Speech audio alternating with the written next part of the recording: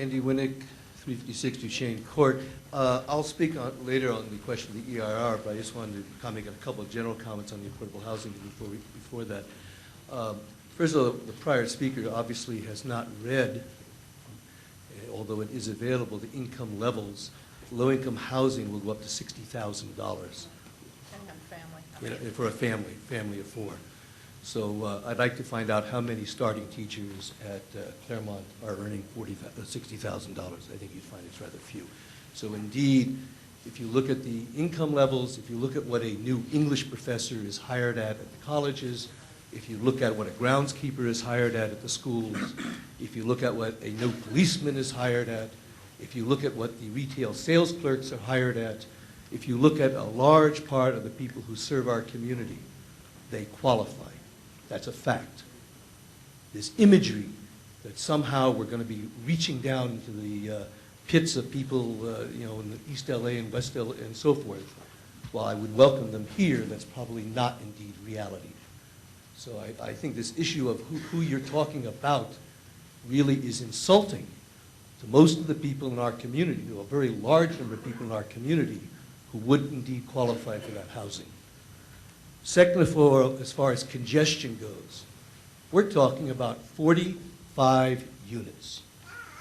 4 people per household, that's under 4 times 50 would be 200. We're talking about 200 human beings. What do you mean congested? What are we talking about if we look at the bungalows development with all those houses there with 3 and 4 and 5 and 6 people in those houses?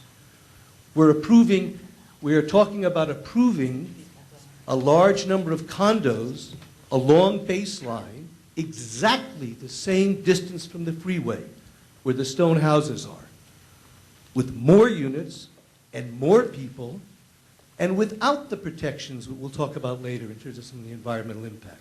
So I don't want to hear about congestion. That's a false issue. Finally, I'd just like to make one observation. I serve on the Human Services Commission of this city, and I am a liaison from the Human Services Commission to the Committee on Human Relations. You need to know that both of those committees studied the EIR, studied the issue, and unanimously, with full awareness of the EIR, officially passed resolutions supporting the construction of the housing, low-income and very low-income housing at this site on Baseline and Town Avenue. They have forwarded those recommendations to the city. What's the point of having these people serving on these commissions, studying these issues, making recommendations, and then coming here and say, oh, we don't care. We just don't care. We think it's a bad idea. We don't want to do it. Thank you. Thank you. Thank you. Hi, I'm Andy Winnick. I spoke earlier at live at 356 Duchesne Court. I want to speak in a very different capacity than I spoke before. I'm a professor of economics and statistics and have been for 40 years.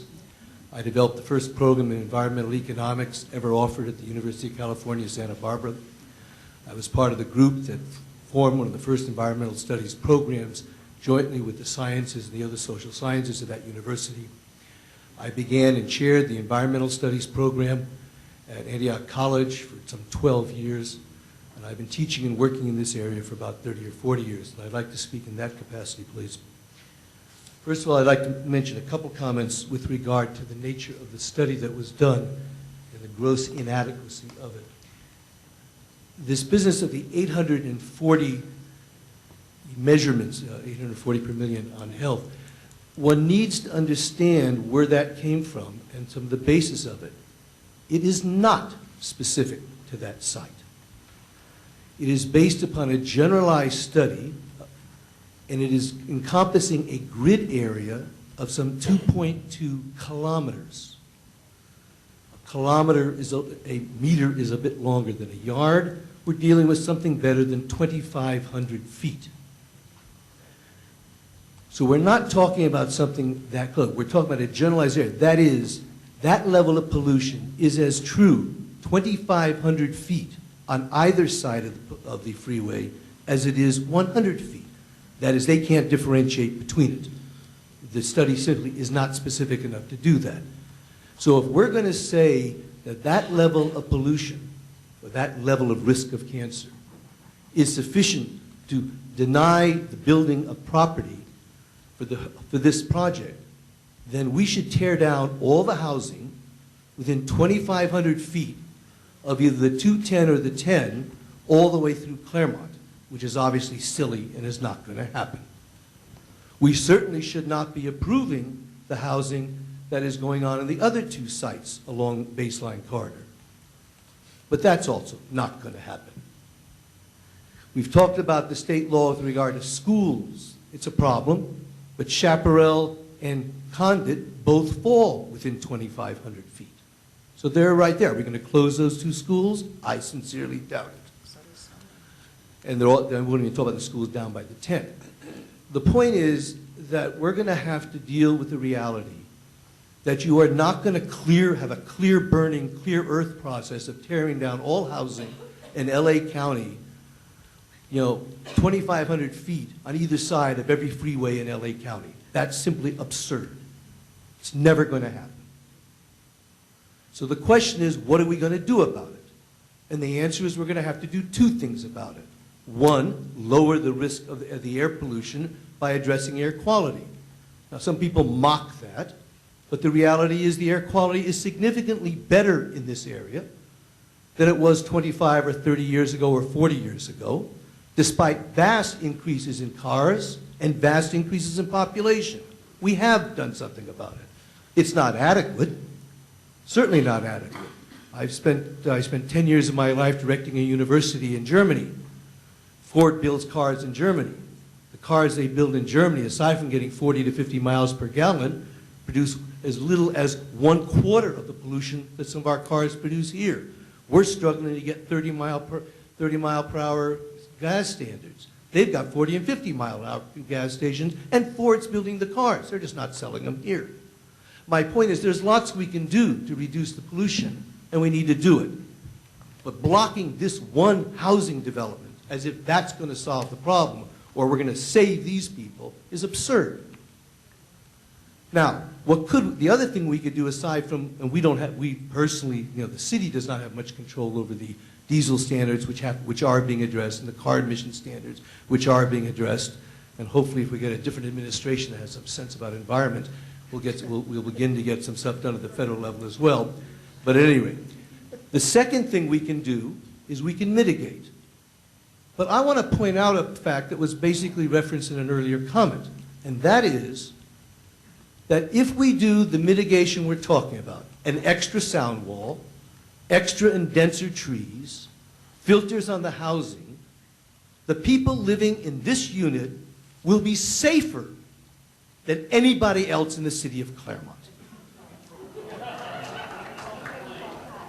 They'll be safer in terms of the environment than the people living at the bungalows. They'd be safer than the people living on these other two developments. Now, safe? No, none of us are safe. I live within that margin. I live just north of Baseline.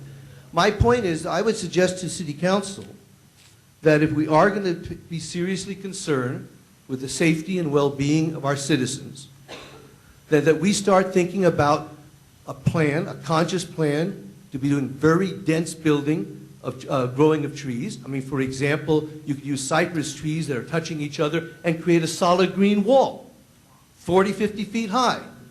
Why not plant cypress trees, not along this particular, 2 acres site, not even 2 acres, but all the way across the freeway and protect our citizens.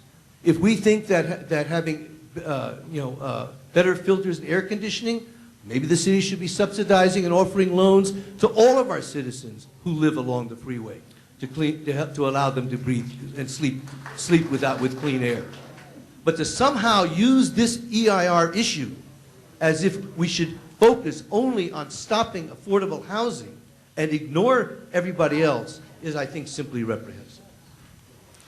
Thank you.